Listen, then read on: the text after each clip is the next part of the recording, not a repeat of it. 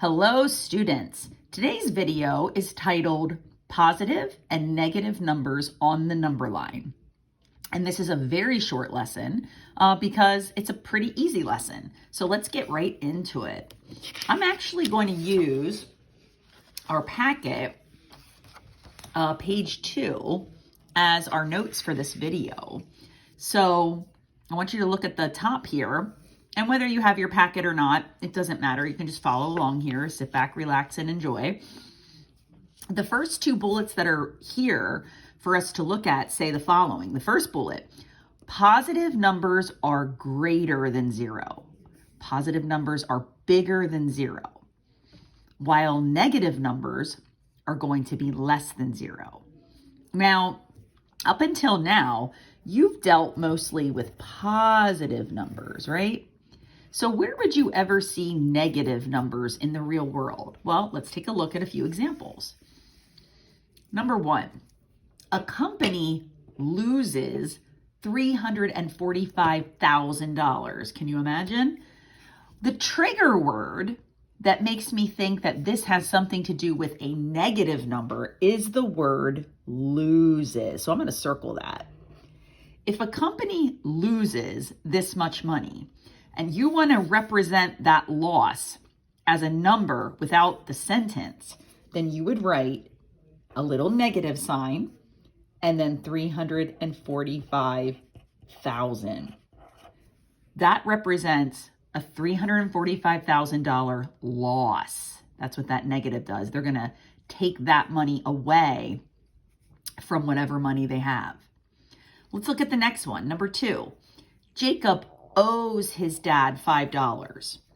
Well, let's think about the trigger word owes. When you owe someone money, what's going to happen to your money? Well, your money's going to go down.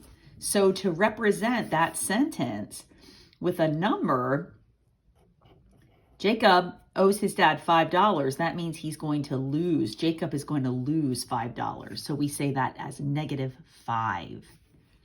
Let's look at the next one, number 3. The temperature outside is 4 degrees below 0. Below 0, 4 degrees. So that would be -4.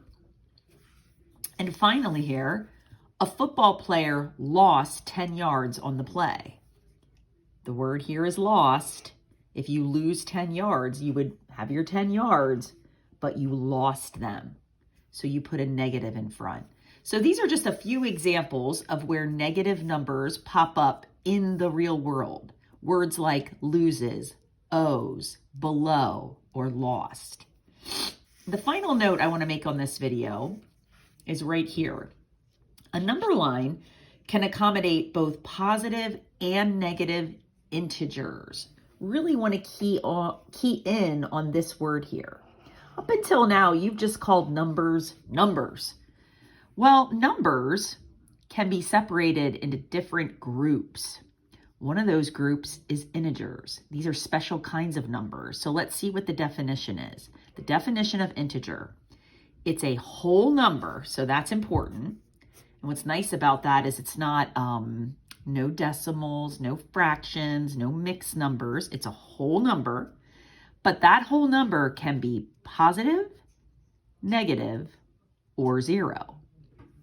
So if you look at this number line here, you have been dealing with 0 for a pretty long time now as a mathematician. 0 is definitely an integer. You've also dealt a lot with the positive integers, the positive whole numbers, 1, 2, 3, 4, etc. And this arrow here on the number line means it just keeps going, 5, 6, 7, 8, etc. Now we're looking at the opposite side of the number line, which houses the negative integers. And it's basically like the negative integers are just the opposites of the positive. So if you look at like 1, its opposite across 0 is -1. 2, -2. 3, -3, 4, -4, and this would just keep going. So when you're greater than 0, you're positive, and when you're less than 0, you're negative. One other thing I want to point out, if you're ever asked to plot a point on a number line. So let's say you were given a problem and it says, plot the point -3 on the number line. So if you ever see something like this, well, first you need to know what plot means. So plot means basically draw. So draw the point, and when we draw a point, we just fill in a circle like this, like a little dot. So draw the circle or draw the point -3 on the number line. So you would go to the number line and you would find -3, which is right here. Make sure when you're plotting points on a number line, you put the point right on the number line. What we don't want to do is place the point above the number line, because then it's going to look like a dot plot. And we're not making a dot plot. We don't have a set of data that we're constructing a dot plot for. We're just simply plotting a point. So if you ever see that language, plot the point on the number line, make sure it goes right on the number line itself, right at the marker where -3 is. Okay, so that's just a little bit about positive and negative numbers. Look for those trigger words to know when you're negative. Now, sometimes, listen, one more thing.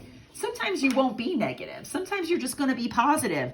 Like if you look here at this first one in the mastery, write an integer to match the following descriptions. A gain of 56 points. Well, gain is an increase. That would stick with a positive number. So that would just be 56, just like we're used to. So sometimes the trigger word keeps your number positive. So just look out for that. Look out for the clues. Thanks for watching, and happy trails to you.